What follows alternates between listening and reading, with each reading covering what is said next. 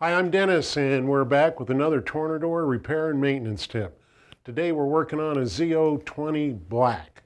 Problem is, it's not putting out liquid. When I first got the tool, there's a couple things I noticed. It didn't have an air regulator on it. This comes with the tool when you purchase it. So one of two things, they're running direct air, which means high air pressure, which is going to fatigue the inner liquid tube, and it's going to cut off my liquid. So I went ahead and put on a regulator here so we can work with that when we test the tool. Okay, the first thing I'm going to do is I'm going to remove the black cone. This tool is in really pretty nice shape. Cone's beat up a little bit. It's been kept pretty clean, so we're definitely going to use that. Rotate set is running nicely. We're good there. So let's take this rotate set off. I'm going to start off with a 12 millimeter end wrench. Take that off. A couple things we're going to do here is we're going to inspect it. Rotates smoothly, threads are good. This is the main area I want to show you right here. Let me see if I have an example. Here's really a good example. Here's a rotate set. You can see the difference in the discoloration. At the end of this rotate set, you can see where it's worn in compared to this one here. So if this wears inward, it can hide the inner liquid tube and keep it from spraying liquid. So you want to make sure that this is either sanded or filed down, and you can accomplish that just by taking a file and filing that down and opening up that worn in part of the rotate set right there. Okay, just a little tip. This one's good, we can use it. Well, here's my problem. Here's my problem right here. This rotate, or this inner liquid tube, has definitely been twisted. That's what's cut off the liquid.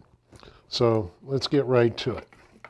Always take my jar off by grasping a hold of the lid so I don't put pressure on the handle. Take this, put it in the vise. Okay, I'm going to grab a 17 millimeter, and right up here on the top of the air reverse switch, there's two flat sides.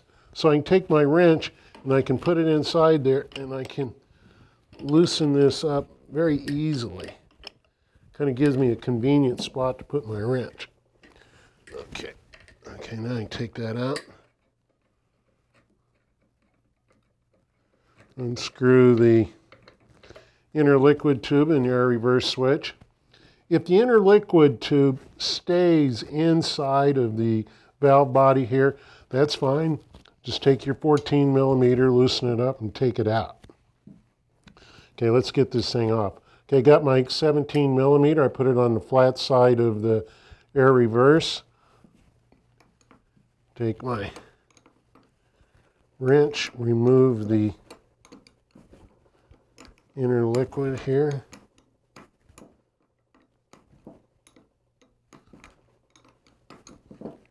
Okay.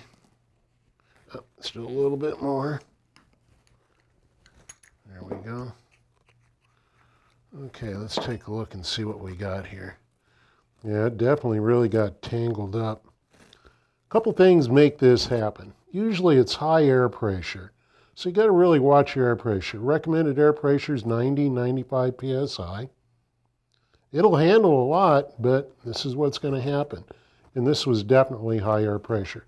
Because this started rotating so fast, this may have made contact with the seat track or brake pedal or what have you, and it caused it to twist in there. I can take this. A lot of times you can take your fingernail and pull it down and inspect it. Factory will put epoxy in here at the end to keep this tube from coming out. That's how much stretch it can take. So to give you an example how durable that really is. But anyway, we're going to replace that. And we are going to replace it with the TB600, Tornador Black.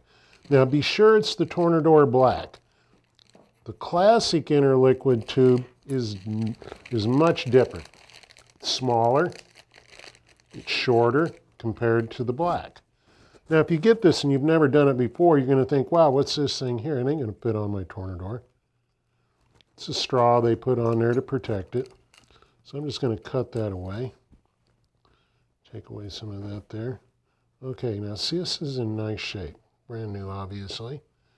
Okay, so what I'm going to do is I'm going to come over to the tool and I'll take about, the best way to start these, in my opinion, is about an inch or inch and a half. And start by feeding in just a little bit. Okay, it went right in. I'm going to take this finger and thumb, and when I get it down and I start to thread it in, I'm going to help it along. I'm going to coach it. So I'm twisting here, and I'm twisting here. There. So now I'm not going to get twisted up. Now, if I want to take my 14 millimeter and just give that a little snug, that's fine. What I like to do is take a small amount of thread locker. You don't need a lot. I don't use thread tape. Thread tape is not going to help this stay tight. While I'm at it, I'm going to open it up and look inside of my air reverse switch and check my petcock. I'm going to look inside to make sure that there's no debris in there and that it's working properly. You know, I'm going to take a towel and just kind of wipe that out a little bit. Yeah. Because I don't want any debris from this part meeting this part and clogging it. So it's really important this is clean. You can also check the end of the siphon tube. There's a small screen inside. Sometimes the debris from maybe a contaminated cup with dried out chemical or some type of debris made its way in the cup. This one's clean.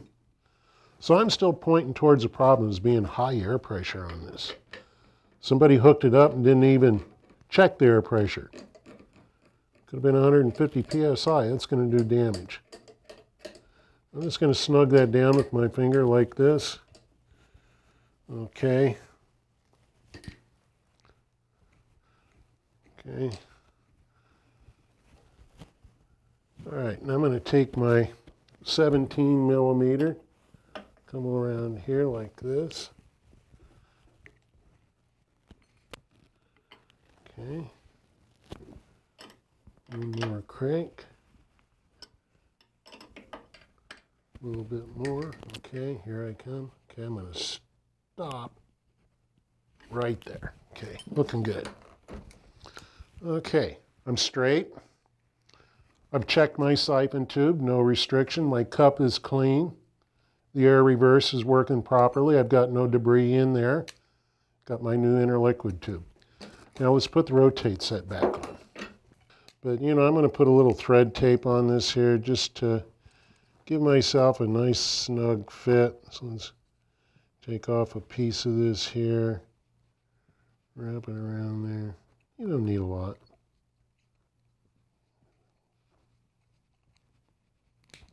Okay, looking good. Take that.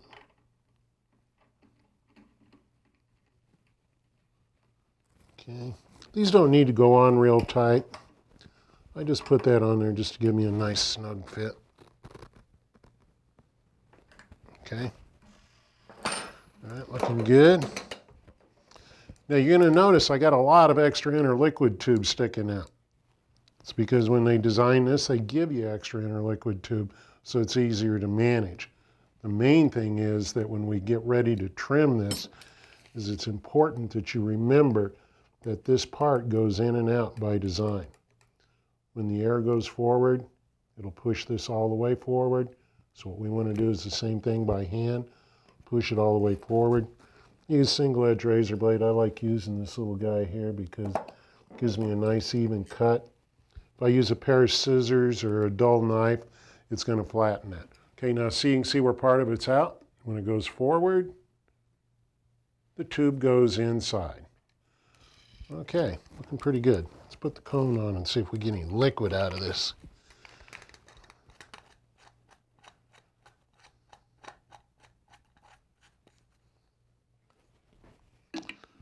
Okay.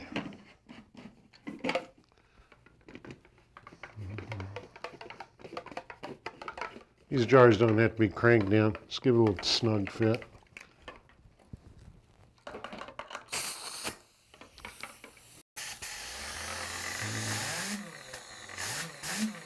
There we go. We got liquid. A lot of life left in this old boy. We can get back to work, and remember, if it stops spraying liquid, there's three things. The siphon tube is clogged.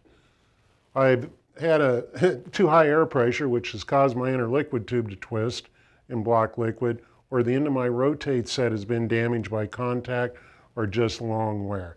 Remember those first three things, and you can put your Tornador back into working condition. And I'm Dennis.